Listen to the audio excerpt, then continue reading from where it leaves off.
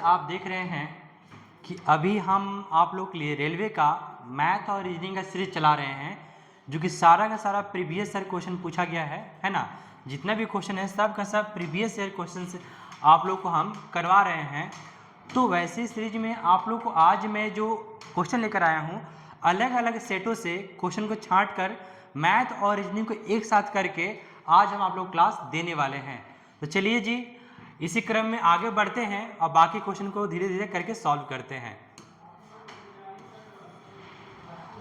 आप देखोगे क्वेश्चन में क्या दिया हुआ है।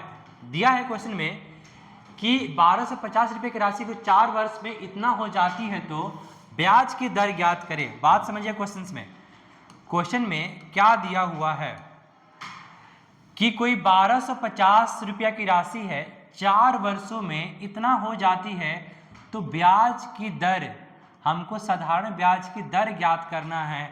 और आप सभी को पता है दर बराबर होता क्या है, रेट बराबर होता है।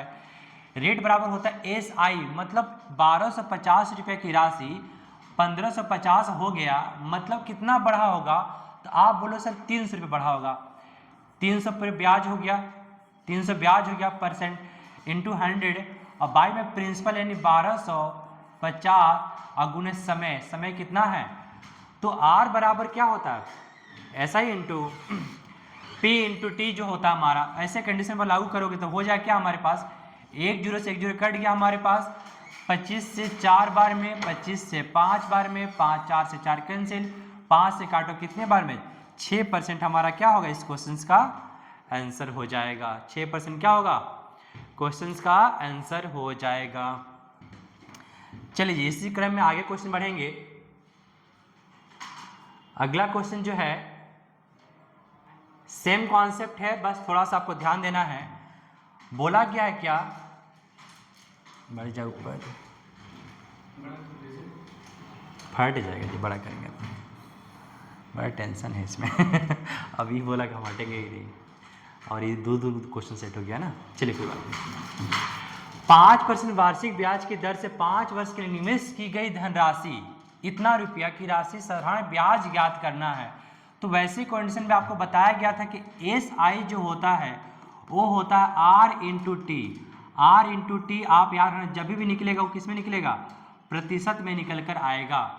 तो वैसे कंडीशन में था R कितना है इतना है, T कितना है, तो बता ब्याज कितना होगा 25% हो जाएगा। 5 गुने 5 25%, किसका 25%, 1450 का, यानी 1450 रुपया का 25%। 5 गुने 5 कितना हो जाएगा 25%, मतलब होता है 1/4। आप सीधे बोलोगे सर 25% का मतलब होता है क्या 1/4, यानी 4 से बस डिवाइड करना है, कितने बार में जाएगा 4 3 12 2 25 4 6 24, लगभग 36 गया और आगे जाना चाहिए।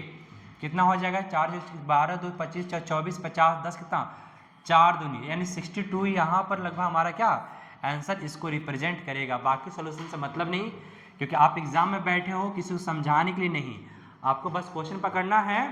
362 बस ऑप्शन में इसमें है, बाकी डेसिमल से आगे कोई मतलब मत रखिएगा। चलो जी अगला क्वेश्चन पे आ जाओ।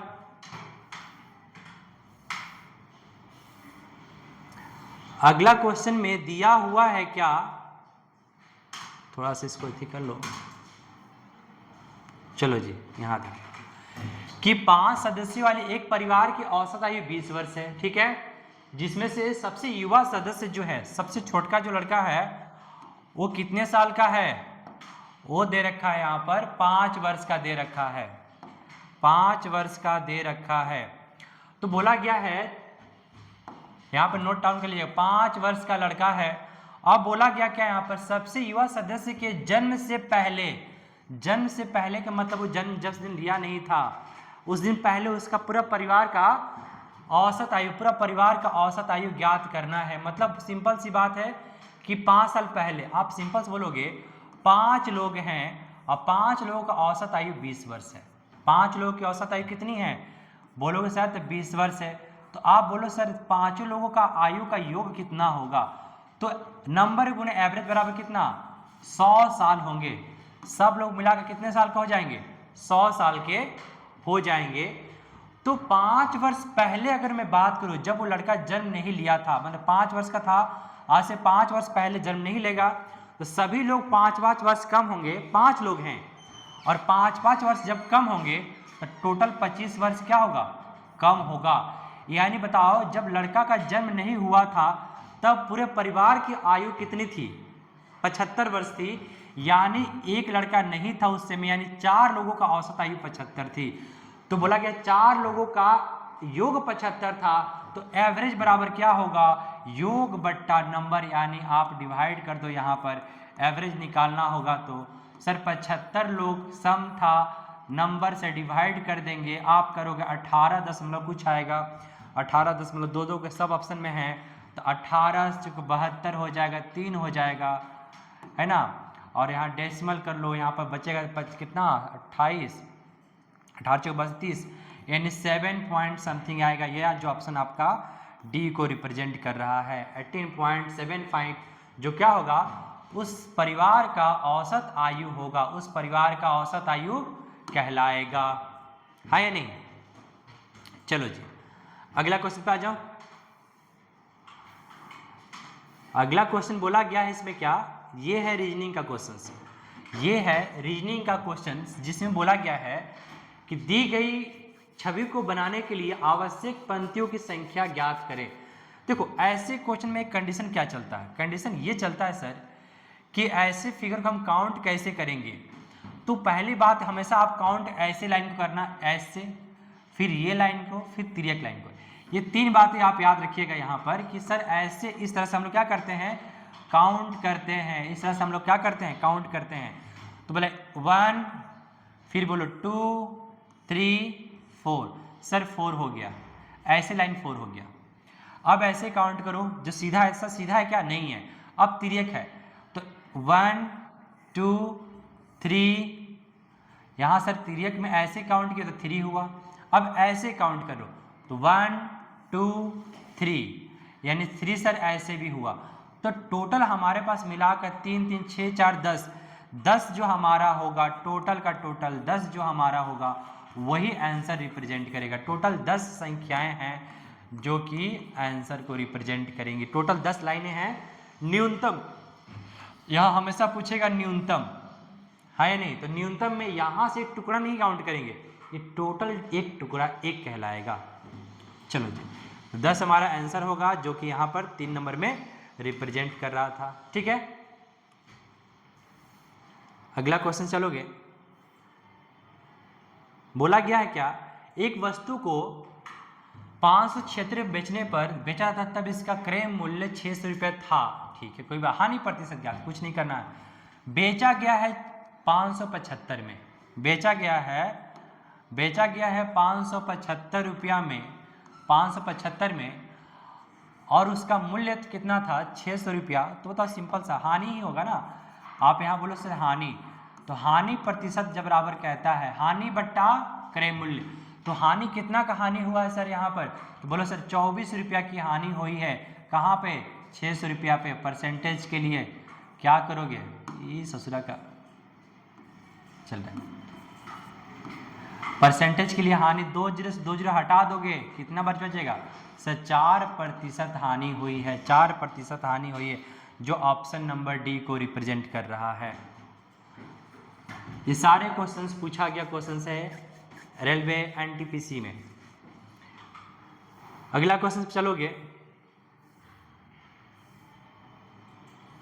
बोला गया है यदि किसी वर्ग का क्षेत्रफल 32 सेंटीमीटर हो तो वर्ग का विकर्ण की लंबाई ज्ञात करें। बात समझोगे कि वर्ग का क्षेत्रफल, अगर हम बात करें कि सर वर्ग का क्षेत्रफल, ये एक वर्ग है, ये एक क्या है वर्ग है, तो वर्ग का क्षेत्रफल क्या होता है, तो बोलो सर यहाँ पर होता है साइड का स्क्वायर। बोलो सर यहाँ पर साइड का स्क्वायर होता है जो कि दिया है 32 सेंटीमीटर स्क्वायर। तो आप बोलो सर साइड बराबर क्या होगा, साइड बराबर क्या होगा, तो ये रूट अंडर हो जाएगा। रूट अंडर क्या निकल कर आएगा इसका 32 का रूट अंडर निकल कर आएगा कितना 16 यानी 4√2, 4√2। ये साइड निकल कर आ गया, इसका एक साइड निकल के गया 4√2 हमारा निकल कर आया। लेकिन पूछा इसकी विकर्ण की लंबाई ज्ञात करें, विकर्ण की लंबाई ज्ञात करें, तो विकर्ण बराबर आप पहले समझ लो होता क्या है। अगर मान लो कि इसकी साइड ए है, ये भी ए है, तो ये कितना होगा, तो ये एक 90 डिग्री बनाएगा, समकोण त्रिभुज ए स्क्वायर प्लस ए स्क्वायर, तो बनेगा यहाँ पर क्या, a√2 बनता है, a√2 बनता है। तो आप बताओ विकर्ण की लंबाई पूछा है और ए की लंबाई दिया है 4√2, तब विकर्ण की लंबाई कितना होगा, ए की जगह बस रख दो, तो 4√2 गुणे √2, ये ए का वैल्यू है। अब बोलोगे यहाँ पर दोनों जब मल्टीप्लाई होगा तो क्या बनाएगा, √2 4 8, हमारा क्या आंसर बनेगा यहाँ पर 8 सेंटीमीटर का हमारा ये रिप्रेजेंटेशन करेगा। अरे ससुराई क्या हो रहा है, ये 8 को रिप्रेजेंट करेगा, ये क्या हो रहा है यार, लिखने नहीं देगा क्या, चलो चलो जी, है ना। तो आप हमेशा याद रखिएगा जब ए होगा तो इसका विकर्ण की लंबाई जो होता है a√2 को रिप्रेजेंट करेगा, a√2 को रिप्रेजेंट करेगा, ठीक है।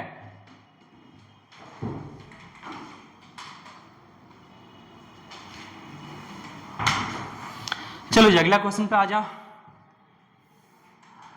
अगला क्वेश्चन जो हमारा है, क्या दिया गया है, दो संख्या का महत्तम समापवर्तक 9 है और उसका लघुत्तम समापवर्तक इतना है, तो संख्या का योग ज्ञात करें। देखो जब भी ऐसी कंडीशन दिया हो तो आप समझ लेना कि जो संख्या होगा वो संख्या अनुपात में होता है, वो संख्या जो भी मिलेगा वो अनुपात में मिलेगा। तो बताना कि दोनों संख्या का महत्तम समापवर्तक यानी जो 9 है, तो 9 जो होता है दोनों संख्या का मल्टीपल से निकालोगे तो आप सिंपल से बोलोगे यहाँ पर, जब यहाँ बोला समापवर्तक लघुत्तम समापवर्तक कितना दिया है, 252 दिया है, तो संख्या का योग पूछा है। चलो जी, तो बताना यहाँ पर एलसीएम जो होगा, अगर आप बोलोगे संख्या का योग मतलब x प्लस वाई पूछा गया है, तो x प्लस वाई जब भी निकालोगे तो यहाँ होगा, यहाँ पर एलसीएम, यहाँ पर होगा आपका एलसीएम इनटू HCF बाई में HCF का स्क्वायर, ये कॉन्सेप्ट याद रखिएगा। तो लघुत्तम हमारे पास 252 दिया है, ये तो कट जाएगा एक तो 252 बट्टा, और लघुत्तम समापवर्तक 9 है, आप इसे काटोगे कितने बार में, 9 दूनी 18, 9 दूनी 18, 7 5 72 यानी 27, कितना हो जाएगा 28, कितना हो जाएगा टोटल 28 हमारा होगा, यानी 28 संख्या क्या निकला x प्लस वाई, और ये x प्लस वाई, x जो y होता है हमेशा रेशियो में होता है, तो आपको दो संख्या सोचना है जिसको जोड़कर 28 हो जाए, लेकिन दोनों संख्या रेशियो में होना चाहिए, मतलब कट नहीं होना चाहिए, मतलब कि वो कट नहीं होना चाहिए। इसका मतलब क्या है बोलता, ये मारा है हीरा सिंह, चार्ज नहीं है, नहीं इसको चार्ज नहीं किया जाता है, चलो वो तो 4 मिनट लग रहा है, चलो चलो जी ध्यान दो। तो बोला गया क्या, इसमें दो संख्या सोचो जिसको जोड़कर 28, 1 मिनट, दो संख्या का महत्तम समापवर्तक ये हमारे पास हो जाएगा, ठीक है, लघुत्तम समापवर्तक कितना हो जाएगा, संख्या का योग क्या होगा, और यहाँ दो संख्या का महत्तम समापवर्तक लघुत्तम समापवर्तक दोनों प्रोडक्ट ऑफ नंबर मिलेगा बाबू, यहाँ पर क्या मिलेगा, प्रोडक्ट ऑफ नंबर मिलेगा, आपका प्रोडक्ट ऑफ नंबर मिलेगा, प्रोडक्ट ऑफ नंबर मिलेगा। दो संख्या सोचो जिसको इनका हो जाएगा, तो क्या बोलोगे यहाँ पर 4 और 7 होगा, 7 चौक 28 और 7 4 का रेशियो 7 4 ही रह जाएगा, ठीक है। अगला क्या होगा, मान लो यहाँ पर 1 और 28 भी हो सकता है, ठीक है। और कुछ सोचो, और सोचेंगे तो हो जाएगा 14 2 तो होगा नहीं, यहाँ पर 7 4 हो गया है, 7 चौक 28 हो जाएगा।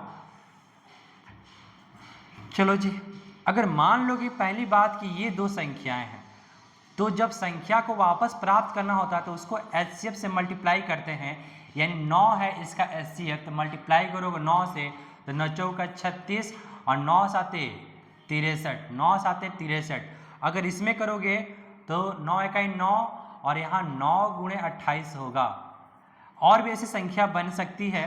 आप समझो बोला गया है कि दो संख्या का योग एक कितना होना चाहिए, तो जैसे आप दोनों संख्या को ऐड करोगे तो जो रिप्रेजेंट करेगा किसको, 99 को, जो 99 हमारे ऑप्शन में मौजूद है, यानी वो संख्या का योग कितना होगा, 99 होगा। सर ये सब नहीं होगा, तो सोचो कि अगर ये 9 प्लस इस संख्या को जोड़ेंगे, ऐसा कोई ऑप्शन नहीं है जो इसका योग को रिप्रेजेंट करे। अगर इसका योग को रिप्रेजेंट करता तो भी मेरा आंसर होता, लेकिन हमारे पास बस एक ही संख्या का रिप्रेजेंटेशन दिया है इसका, तो जो हमारे पास इस पूरे कंडीशन में बस 99 ही है जो हमें बता रहा है आंसर को। ठीक है, अगला क्वेश्चन पे चलो। बोला गया है क्या, उस विकल्प का चयन करें जो तीसरी संख्या से, ठीक है, इसमें रीजनिंग का क्वेश्चन ध्यान दोगे। बोलो यहाँ पर हुआ क्या है, इस पूरे डाटा को इस डाटा से कलेक्शन करना है, तो बोलो सर इसका ये स्क्वायर ही तो है, मतलब अगर इसका रूट अंडर करेंगे तो ये मिलेगा, तो इसका रूट अंडर करेंगे तो क्या मिलेगा, इसका रूट अंडर करोगे तो सीधे यहाँ बता दो कि सर अगर इसका रूट अंडर करेंगे तो ये मिलेगा, तो यानी इसका रूट अंडर करेंगे तो क्या मिलेगा, 10 मिलेगा, जो कि हमारा आंसर है। इसका रूट अंडर करेंगे तो हमारा क्या मिलेगा, यहाँ पर 10 मिलेगा। चलो अगला क्वेश्चन पे आ जाओ।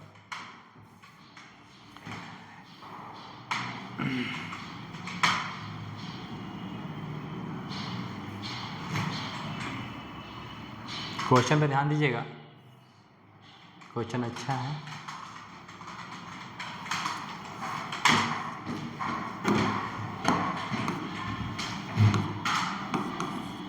चलो जी, बोला गया है कि जानकारी को पढ़ते हुए हमको क्वेश्चन बैठाना है। बोला गया है QRST एक गोलाकार मेज है, गोलाकार मेज है, ठीक है, QR के बगल में बैठा है, मतलब 4 लोग तो बैठेंगे इतना पता है, तो QR के बगल में, तो Q को अगर हम बैठा देंगे तो R यहाँ भी बैठेगा, R यहाँ भी बैठ सकता है, मतलब कंफर्म नहीं है, कंफर्म नहीं है कि R कहाँ बैठेगा, लेकिन इतना पता है कि R बगल में बैठेगा Q के, ठीक है। और बोला गया S T के बाएं बैठेगा, तो जो S है T के बाएं बैठेगा ये पता है, लेकिन S कहाँ बैठेगा नहीं पता चल रहा। Q T के बगल में नहीं बैठेगा, बात समझिएगा, Q T के बगल में नहीं बैठेगा, Q T के बगल में नहीं बैठेगा। अगर मैं T को यहाँ बैठाऊं तो ठीक है, Q T के बगल में नहीं बैठा है, अगर यहाँ T बैठाते हैं तो Q T के बगल में बैठ जाता, यानी पॉसिबल हो गया। और बोला गया है S T के बाएं हैं, अगर मुंह इसका इधर है तो इसका बाएं कहाँ होगा, लेफ्ट, ये, यानी यहाँ पर ये नहीं बैठा होगा, यहाँ पर क्या बैठा होगा, यहाँ पर बैठेगा, यहाँ बैठेगा S बैठेगा, तो सारा बैठ गया हमारे पास कंडीशंस। अब सोचो गलत कौन सा है, ढूंढो, इसमें ढूंढना है कि ऑप्शन में गलत कौन दिया हुआ है। तो बोला गया है इसमें क्या कि S Q के दाएं हैं, S Q के दाएं हैं, ये सही है, ठीक है। और बोला गया Q R के बाएं हैं, Q R के बाएं हैं, नहीं, ये गलत है, यानी ये गलत है, मतलब हमारा आंसर तो यही होगा, हमारा आंसर क्या होगा, ये हो जाएगा। क्यों, क्योंकि बोला Q R के बाएं हैं, नहीं, Q R के दाएं बैठा हुआ है, इस कंडीशन में कि ये कंडीशन हमारा गलत है, बाकी कोई देखना है नहीं, क्योंकि हमको ढूंढना क्या था, गलत ही ढूंढना था, गलत ही ढूंढना था। चलो अगला क्वेश्चन पे आ जाओ।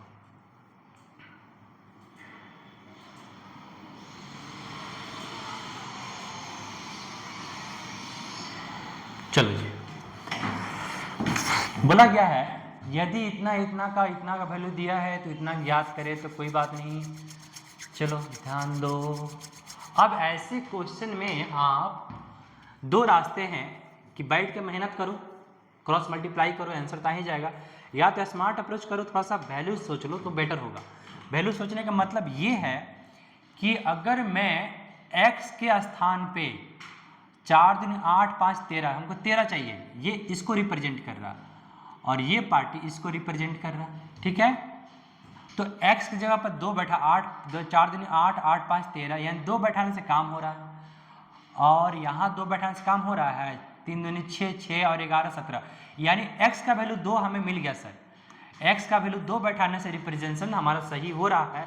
तो बस वैल्यू किसका पूछा, वैल्यू पूछा है किसका, 5x + 4 और यहाँ पर डैश, यहाँ पर 4x - 1, तो 2 बैठा होगा, 5 दूनी 10 4 14, और यहाँ पर क्या होगा, 4 दूनी 8 में से 1 गया 7, यानी 2:1 होगा, 2:1 होगा, जो कि ऑप्शन 4 को रिप्रेजेंट कर रहा है। अगला क्वेश्चन पे चलोगे। क्वेश्चन फास्ट ही चलेगा, बस आपको आइडिया सीखना है, बस आपको आइडिया सीखना है और कुछ नहीं। चलो जी, इस क्वेश्चन में बोला गया है सबसे अलग चुने, सबसे भिन्न, सबसे अलग चुने। अब क्या करोगे? तो सर सबसे अलग चुनने के ऐसे कंडीशन में लागू होता है, आप इस वैल्यू को काउंट करो, 1 2 3 4 5 6 7 8 9 10 11 12, इसमें 12 गए हैं, इसमें 12 गए हैं, ठीक है, इसमें 12 गए हैं, इसमें आ जाओ, 3 3 6 3 9 और 9 4 13, इसमें 13 गए हैं, ठीक है। इसमें अगर ध्यान दोगे 3 3 6 3 9 3 12, इसमें 12 है। देखो भिन्न चुनना है, 2 को मिल गया ना, ऑप्शन नंबर सबसे अलग तो यही दिख रहा है ना, ये भी 12 ही होगा। काउंट करो, काउंट कर लो कितना होगा, 2 2 4 2 6 2 8 8 8 4 12, ये भी 12 बता रहा है। तो सबसे अलग को ढूंढना था, जो कि बस ढूंढ लिए। चलो जी अगला क्वेश्चन पे आ जाओ। इस क्वेश्चन में तो आंसर टिक मार दिए हैं पहले से, बस बताना है कि है आंसर कैसे। सोचो, सबसे विषम, विषम का मतलब जो सबसे अलग है, ये अलग है क्यों है सोचोगे तो यहां दिख रहा है क्या, U V W X Y, एक एक छोड़कर है, एक एक छोड़कर, इसमें 2 प्लस, इसमें 2 प्लस, देखो Q R S P Q O, कितना हो जाएगा यहाँ पर, M N O P Q 2 plus, Q R S 2 plus, इसमें 2 2 बढ़ा है, इसमें 2 2 बढ़ा है, लेकिन इसमें देखो तो घट रहा है, इसलिए हमारा आंसर यही होगा, घट रहा है इसलिए हमारा आंसर यही होगा। चलो जी अगला क्वेश्चन पे आ जाओ। 150 का 120% का इतना, का मतलब सभी को पता है इंटू होता है, का मतलब सभी को पता है इंटू होता है। तो आपको 150 गुने 120, 120/100 गुने 15/100, बस सिंप्लीफाई करना है ऐसे क्वेश्चंस को, क्या करना है, सिंप्लीफाई करना है, आपका आंसर बन जाएगा। तो जैसे करोगे यहाँ पर क्या, सर 1 0 1 0 2 0 से कैंसिल, आप बोलोगे क्या करेंगे, तो बस काट कूट कर लो इसको, 15 से 5 से 3 बार में, 5 से 20 बार में, ठीक है, 5 से 20 बार में, फिर 5 से 3 बार में, 5 से 4 बार में, 4 से 3 बार में, 3 को 3 बार मल्टीप्लाई करेंगे, आ जाएगा मेरा 2700 आंसर हो जाएगा। चलो जी, ये सारा क्वेश्चंस एनटीपीसी रेलवे में पूछा गया है और एलपी में, तो एलपी का थोड़ा सा ध्यान दीजिएगा, एलपी वाले बच्चे, एलपी वाले बच्चे ध्यान देंगे क्वेश्चंस को, एलपी वाले बच्चे ध्यान देंगे मैक्सिमम। और ऐसा बात नहीं है, आप सभी ध्यान दे सकते हो, रीजंस ये है, ये 4 नंबर पे जो ऑप्शन दिया है वो दिया है 48, ठीक है, तो सभी बच्चे ध्यान देंगे क्योंकि रेलवे का पैटर्न चेंज होता नहीं है, सभी एक ही जैसा लगता है, अलग अलग क्वेश्चन आपको दिखाई देगा, लेकिन पूछने का तरीका सब एक ही, लेवल भी लगभग एक ही रहता है। बोला गया 2 धावक ए और बी 15 किलोमीटर प्रति घंटे की चाल से 16 किलोमीटर प्रति घंटे की चाल से समान दूरी तय करते हैं, ठीक है, समान दूरी तय करते हैं, समान दूरी तय करते हैं, बात को समझिएगा यहाँ पर, समान दूरी तय करते हैं।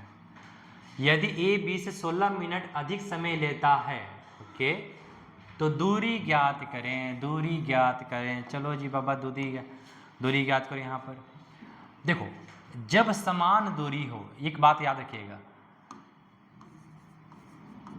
जब समान दूरी हो, जब समान दूरी हो, जब क्या हो, समान दूरी हो, तो आप बोलो सर स्पीड का रेशियो को रिवर्स करने से टाइम का रेशियो बनता है। स्पीड है कितना, 15 और 16, 15 और 16, 15 और 16, जब इसको रिवर्स करोगे 16 और 15, तो ये बनेगा रेशियो किसका, टाइम का रेशियो बन जाएगा। ये रेशियो किसका बन जाएगा, टाइम का रेशियो बन जाएगा। ये रेशियो किसका बनेगा, टाइम का रेशियो बन जाएगा। अब बोला गया है टाइम, पहले जो लगता था 16 मिनट अब लग रहा है 15 मिनट। कितना मिनट अधिक लगा, अधिक समय लगा 16, यूनिट में लगा सर कितना, 1 यूनिट, जो कि रिप्रेजेंट कर रहा है 16 मिनट को, जो कि रिप्रेजेंट कर रहा है 16 मिनट को। ठीक है, तो दूरी ज्ञात करें। दूरी बराबर क्या होता है, दूरी बराबर हमारे पास होता है स्पीड इंटू टाइम। डिस्टेंस बराबर क्या होता है, स्पीड इंटू टाइम। अब आपकी मर्जी, आप किसी को ले लो, आपका आंसर यहाँ से निकल जाएगा कि स्पीड 15 और टाइम कितना है sir, speed kilometre per hour यानी 15, टाइम कितना है सर, 1 का वैल्यू 16 है तो 16 का वैल्यू क्या होगा, तो 16 गुने 16, ये जो भी मिलेगा मिनट में मिलेगा, इसको तोड़ देंगे घंटा में, इसको तोड़ देंगे किसमें, घंटा में, तब हो जाएगा 15 से कितने बार में, 4 बार में, 4 से कितने बार में, 4, 16 चौके 64, 16 चौके 64, जो कि हमारा ये रिप्रेजेंट कर रहा है, यानी 64 किलोमीटर की दूरी हमारा यहाँ पर बता रहा है, 64 किलोमीटर की दूरी हमारा यहाँ पर रिप्रेजेंट कर रहा है। चलो जी, अच्छा क्वेश्चन है, ध्यान दीजिएगा। रुक जा भाई, उतना नीचे मत जा, इधर आ जा।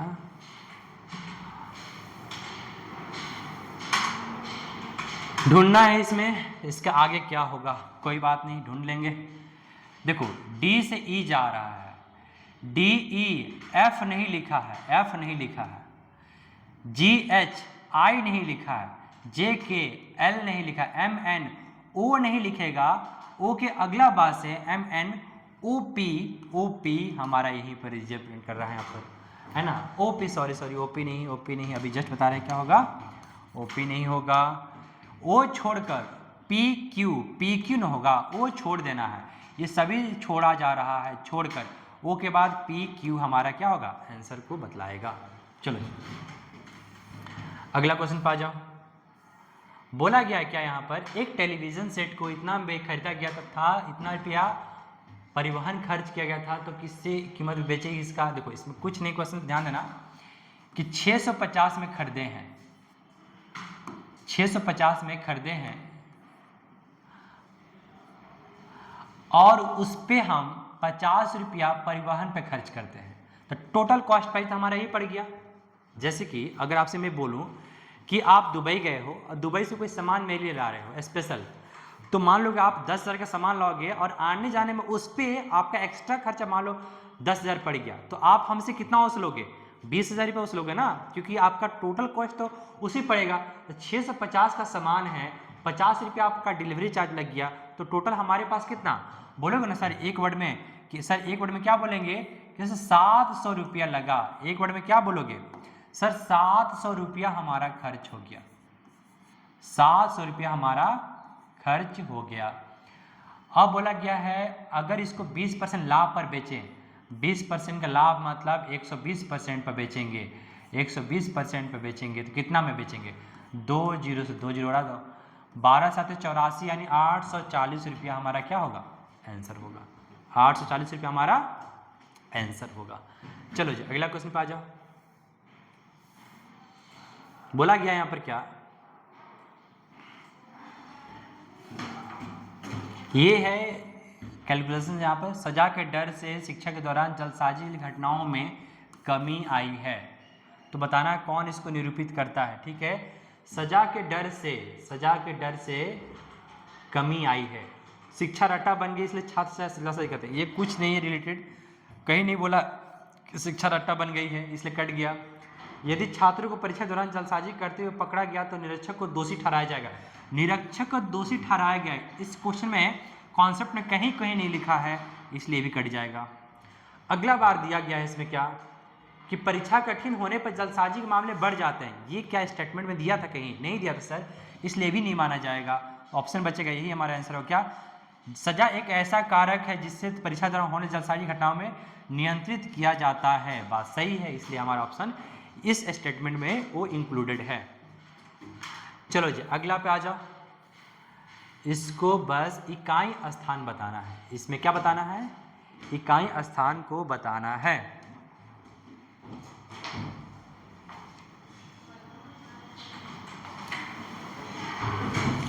दिया गया है कि अब इकाई स्थान कैसे काउंट करते हैं तो बात समझिएगा, पावर को 4 से डिवाइड करो, तो जैसे पावर को 4 से डिवाइड करोगे तो रिमाइंडर 0 बनेगा। रिमाइंडर 0 का मतलब होता है, रिमाइंडर 0 का मतलब होता है 4 होता है, पावर 4। तो बताओगे इसका इकाई अंक कितना है 3, और 3 का पावर 4 माइनस 2, ये भी तो 0 बनेगा, रिमाइंडर 4 से कट जाएगा तो पावर 4 ही बचेगा, 2 का पावर 4। अब यहाँ बताओगे 3 का पावर 4 में इकाई अंक क्या आएगा, तो 3 का पावर 4 में इकाई अंक आएगा 1, ठीक है, और 2 का पावर इसमें इकाई अंक आएगा 6। तो जैसे आप घटाओगे तो आ जाएगा सर -5 आएगा।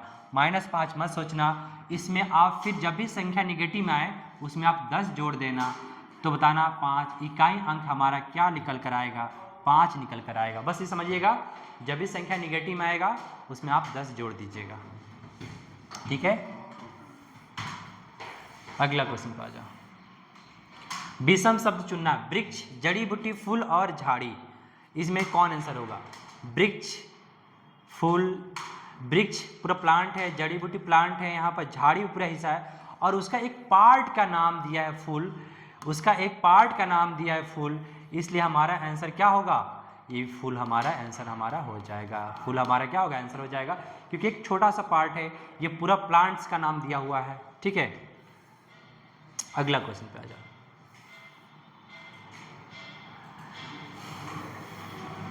गिर मत भाई, इधर आ जा। दी गई श्रृंखला में लुप्त संख्या को ढूंढना है, मतलब क्या आएगा। अब 9.3, 10.1 इतना मत सोचो, सोचो 93 है, 101 है, 109 है, हो क्या रहा है सर इसमें। सर यहाँ से यहाँ आने के लिए हमें 8 जोड़ा गया, यहाँ से यहाँ आने के लिए भी 8 जोड़ा गया है या नहीं, यहाँ से यहाँ आने के लिए 8 जोड़ा गया, तो इसमें 8 ही तो जोड़ना है। 8 से 15 यानी 225, सॉरी 25 से 125, हमारा आंसर कितना होगा 125, जो रिप्रेजेंट करेगा 12.5 को रिप्रेजेंट करेगा। चलो अगला क्वेश्चन पे आ जाओ। मूलों के बीच का अंतर ज्ञात करना है, मूलों का बीच का अंतर ज्ञात करना है। क्या होगा समझो, यहाँ पर कि पहले इसको तोड़ना सीखोगे। तोड़ोगे कैसे सर, जो यहाँ 1 है इसको जब इससे मल्टीप्लाई करोगे तो -16 बनेगा। इसको 2 भागों में तोड़ना होता है, इंटू करके 2 संख्या रखना आपको, यहाँ पर 2 संख्या यहाँ पर आपको रखनी है, जिसको इंटू करके -16 और जोड़कर -6 आ जाए। वो कौन संख्या है तो बोलो सर, 1 का 8, 8 2 8 2 8 दूनी 16, लेकिन माइनस चाहिए, किसी एक में माइनस रखना होगा। तो यहाँ ध्यान दो, यहाँ माइनस है ना, तो बड़ी वाले को -2 और छोटे वाले को +2, बड़ी वाले का -2, छोटे वाले को प्लस दे दो, ठीक है, ताकि इंटू करोगे तो ये आएगा, जोड़ोगे तो वापस -6 आ जाएगा हमारे पास -6। अब चलो ये जो 1 है ना, इसको 1 से लास्ट में फिर डिवाइड कर, जो भी संख्या यहाँ मौजूद होगा उसको डिवाइड करते हैं। तो बस साइन चेंज, जैसे डिवाइड बताओ साइन चेंज, मतलब +8 बन जाएगा और -2 बन जाएगा। ये है वो 2 मूल जिसके बारे में हम लोग बात कर रहे थे, ये 2 मूल हैं जिसके बारे में हम लोग बात कर रहे थे। दोनों का अंतर पूछा है, अंतर जो करोगे यहाँ पर अंतर तो हो जाएगा आपका 10। अंतर कितना आएगा, अंतर आपका 10। बहुत बच्चा सोच रहा होगा सर 6 हो जाएगा, तो 6 तो ऑप्शनों में नहीं है। और दूसरी बात, एक संख्या प्लस में हो, एक संख्या माइनस में हो, तो ऐसी संख्या को डिफरेंट में हमेशा जोड़ देते हैं, तो 10 हमारा रिप्रेजेंट करेगा, ठीक है। चलो जी अगला क्वेश्चन पे आ जाओ।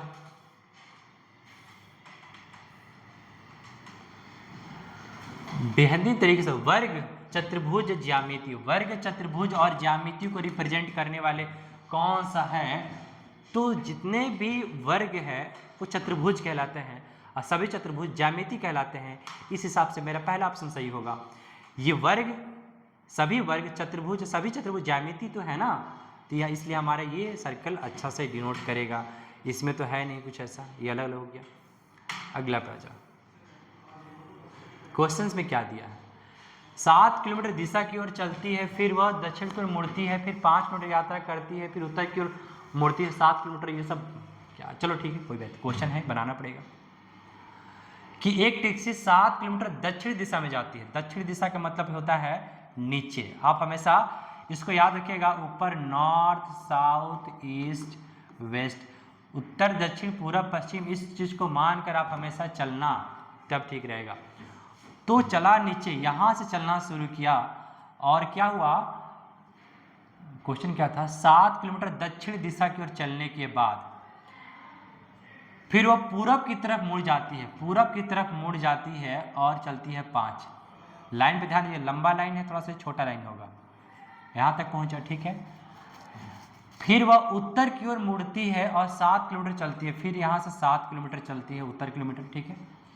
फिर वह अपने बाएं मुड़ती है, बाएं बाएं मतलब इधर मुड़ेगी और 2 किलोमीटर यात्रा करती है, यानी 2 किलोमीटर यात्रा करती है, ये पहुंच गई।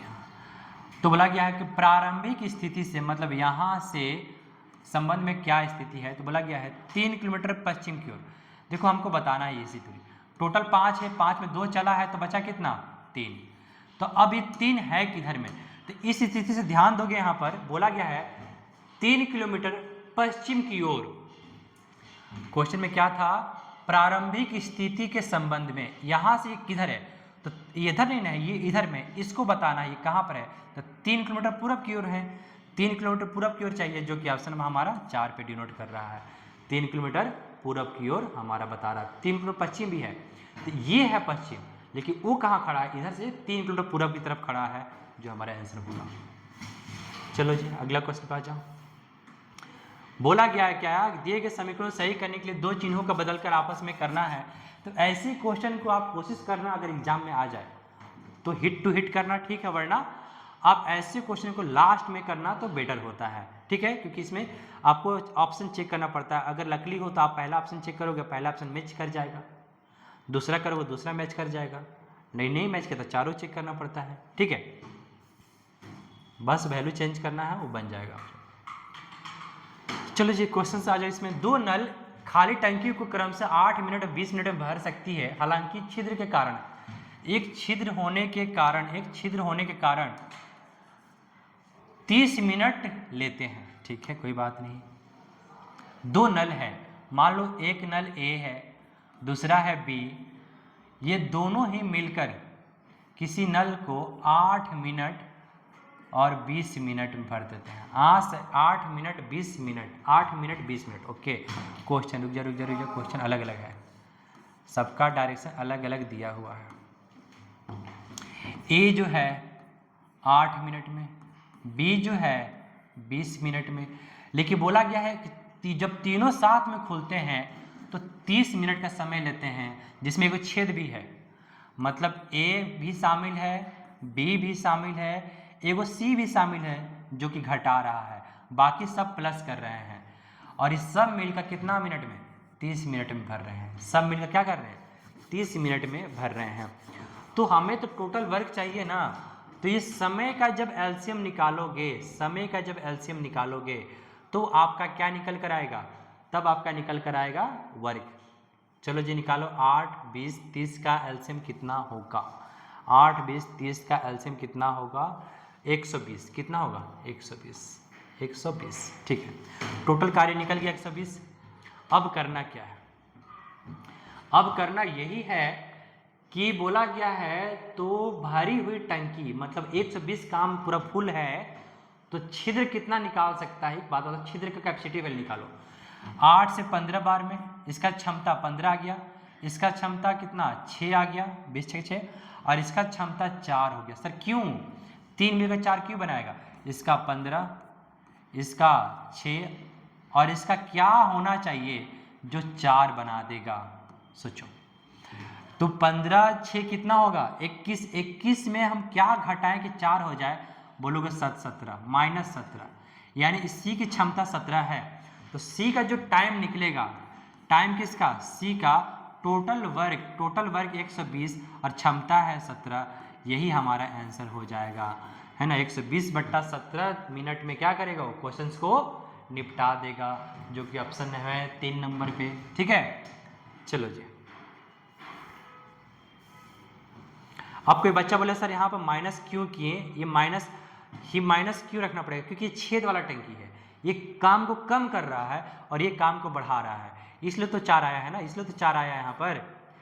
3 मिलकर 4 क्यों होता? अकेले 15 6 है तो यहाँ ज़्यादा होना चाहिए, 4 इसलिए है क्योंकि माइनस वाला है। और इसकी क्षमता कितनी है? -17, यानी 17 लिखेंगे तो हमारा आंसर आ जाएगा। चलो जी, स्टेटमेंट पे है, बताना है कौन सही है कौन गलत है। सभी मधुमक्खियाँ हॉर्नेट है। मधुमक्खी को हम क्या मान लें? एम मान लेते हैं, हटाओ। सभी एम मधुमक्खियाँ, अरे तुम सर्कलों का है नहीं बनता है, अरे यार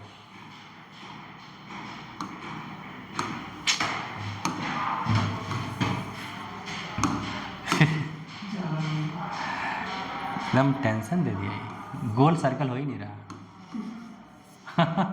टेढ़ा हो गया। ये क्या है ये सर? हाँ, ये क्या है? ये डाटा है? क्या सुना? ये वाला नहीं मतलब ये पूरा पूरा पूरा डाल इसको, ये वाला पूरा डाल, कहाँ जाएगा? पूरा हटा दिया।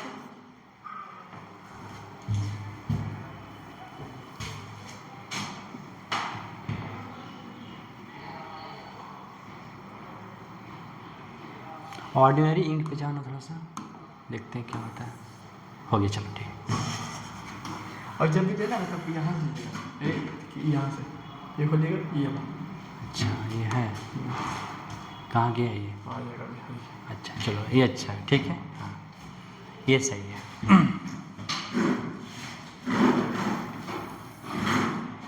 चलो जी, तो बोला गया है सभी मधुमक्खियाँ हॉर्नेट है, सभी मधुमक्खियाँ एम हॉर्नेट है, मतलब हम ऐसे बनाएंगे, ये है H4 हॉर्नेट मान लेना।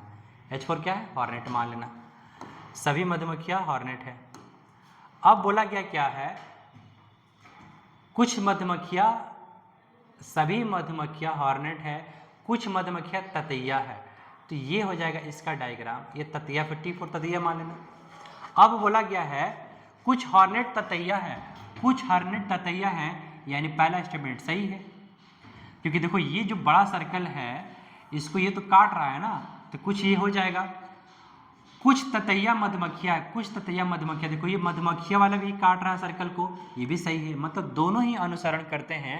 तो वैसे कंडीशन में 1 और 2 अनुसरण करते हैं, इसलिए ऑप्शन हमारा क्या हो जाएगा? 2 हो जाएगा। ऑप्शन क्या हो जाएगा? 2 हो जाएगा। चलो जी, अरे तुमको सेलेक्ट किए हैं तो जा कहीं नहीं रहा। वो नहीं वहाँ से क्लीन के ऑप्शन, क्लीन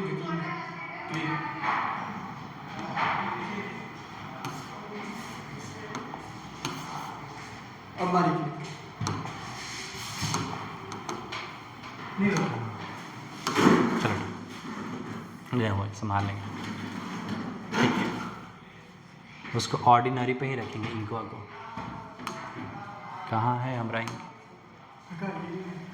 अच्छा यहाँ पे छुपा हुआ है, अरे इधर चलो जी, एक कोड भाषा में मैथिस को इतना लिखा जाता है तो फॉक को क्या लिखा जाएगा? ठीक है, MNO 2 बढ़ गया, YZA 2 बढ़ा, T और यहाँ पे U भी 2 बढ़ा, 2 बढ़ रहा, बस इतना सोच लो।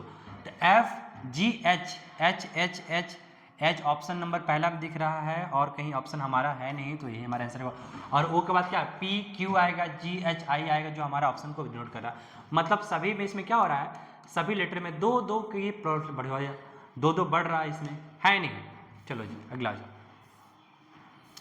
अगला क्वेश्चन क्या है? बोला गया है छोटी संख्या ज्ञात करें जो विभाज्य बनने के लिए जोड़ा जाए तो x अंकों का योग ज्ञात करें। ठीक है, वह छोटी छोटी संख्या ज्ञात करें जो इतना सी विभाज्य बनाने के लिए इसमें जोड़ा जाए। अरे सिंपल सी बात, 5 6 7 8 9 जो है इसको हमें 345 से डिवाइड करोगे। 345 से क्या करना है? डिवाइड करना है। डिवाइड करने के बाद आपका बनेगा रिमाइंडर, आपका बनेगा रिमाइंडर। तो जब बोलेगा इसमें क्या जोड़ा जाए, मतलब हमें बोला क्या जोड़ा जाए, इसमें जोड़ने की बात हो रही है, तो आप हमेशा इसको जोड़ना, ये दोनों का अंतर को जोड़ना, अंतर को जोड़ देना, है ना, अंतर को जोड़ना। तो आप इसको डिवाइड करना, रिमाइंडर आएगा, रिमाइंडर को इसको घटाना, जो आएगा वही है मेरा x का नाम, वही मेरा क्या है? x का नाम है, तो x के अंकों का योग, मतलब मान लोगे कि अगर कुछ संख्या ऐसे आ गया तो इसको अंकों का योग, जैसे 5 6 11 11 7 कितना हो जाएगा 18। तो इस तरह से आपको क्वेश्चन को क्या करना पड़ेगा, बनाना पड़ेगा। आपने इसको कैलकुलेशन कर लेना, इसमें कुछ था नहीं, बस कॉन्सेप्ट है कि घटाना, जो रिमाइंडर बचेगा दोनों का अंतर को क्या करना, जोड़ देना, वही मेरा आंसर होगा। चलो जी, उस विकल्प चयन कीजिए जो दूसरे पद, ठीक है। नाक से गंध लिया जाता है तो कान से क्या करते हैं, सुनते हैं। कान की बाली नाक से स्मेल करते हैं तो कान से सुनते हैं, कान से सुनते हैं। क्या सुनते हैं, ध्वनि को सुनते हैं, और कोई सुनते हैं, है नहीं, है नहीं, ध्वनि को सुनते हैं। चलो जी, बोला गया अमित जेब खर्च में 150 रुपया एक जोड़ी जूते और 75 रुपये में एक घड़ी पर खर्च करता है, ठीक है। खर्च की गई कुल राशि उसके कुल जेब के खर्च का 3/4 भाग था। ध्यान देना यहाँ पर टोटल जो खर्च करता है, अच्छा खर्च कितना किया बताओ, तो 150 रुपया और 75 रुपया मिला के कितना हो जाएगा यहाँ पर 225 रुपया। 225 रुपया जो खर्च किया, 225 रुपया जो खर्च किया, वो उसके पूरे जेब खर्च का, मान लो जेब खर्च उसका कितना था, जेब खर्च का 3/4 था, 3/4 था, ठीक है। यही क्वेश्चन है हमारा। तो अब देख लो यहाँ पर काट कूट करना है तो कर लो। हमको कहीं उसका अमित प्राप्त राशि क्या थी, राशि मतलब उसका पूरा पैसा कितना था, जेब में पैसा कितना था, ठीक है। तो आप बोलो सर यहाँ पर 3 से काटो, कितने बार में कटेगा, 7 5 बार में, और इसको 4 से मल्टीप्लाई कर दो, 300 रुपया हमारा क्या होगा, x का वैल्यू निकल कर आ जाएगा 300 रुपया हमारा निकल कर आ जाएगा। x का वैल्यू क्या होगा, 300 रुपया निकल कर हमारा आ जाएगा, ठीक है। चलो जी, चलो जी, क्वेश्चन बोला कि यहाँ पर क्या, उस वर्ग का क्षेत्रफल क्या होगा जिसके विकर्ण का माप इतना है। उस वर्ग का क्षेत्रफल क्या होगा जिसका विकर्ण की माप इतना है। अभी मैंने बताया था अगर ये a है तो ये होता है a√2, a√2। तो सर बोलोगे a√2 का वैल्यू दिया है 4 सेंटीमीटर, ठीक है। और हमसे पूछा है, बताओ तो a का स्क्वायर पूछा है। a का स्क्वायर मतलब क्या, a का वर्ग का क्षेत्रफल।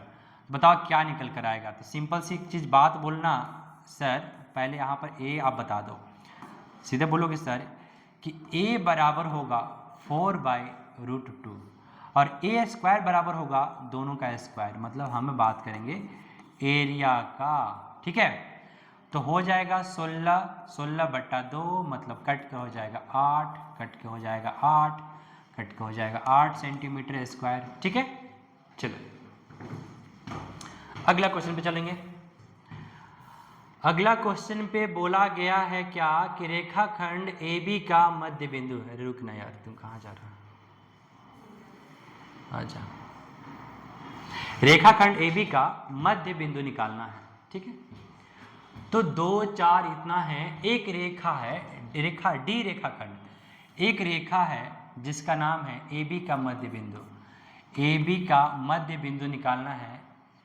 एक रेखा D रेखाखंड AB का मध्य बिंदु है, अच्छा D जो मध्य बिंदु है, तो बोला गया है B का निर्देशांक ज्ञात करें जिसमें A का वैल्यू दिया है 2 4, A का वैल्यू कितना दिया है 2 4, और हमसे पूछा है D का वैल्यू दिया है -1/3, -1/3।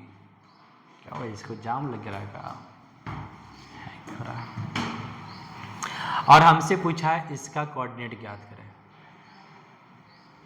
इसको क्या हो गया, लैग करने लगा।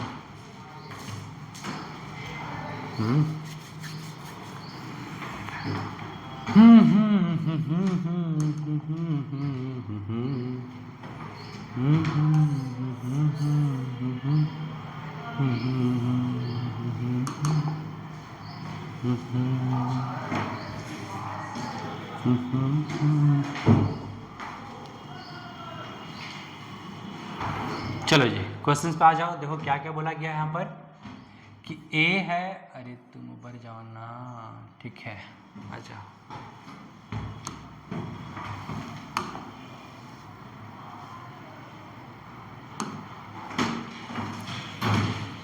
कि यहाँ पर है क्वेश्चन में क्या था, ध्यान दोगे, ठीक है, ए है,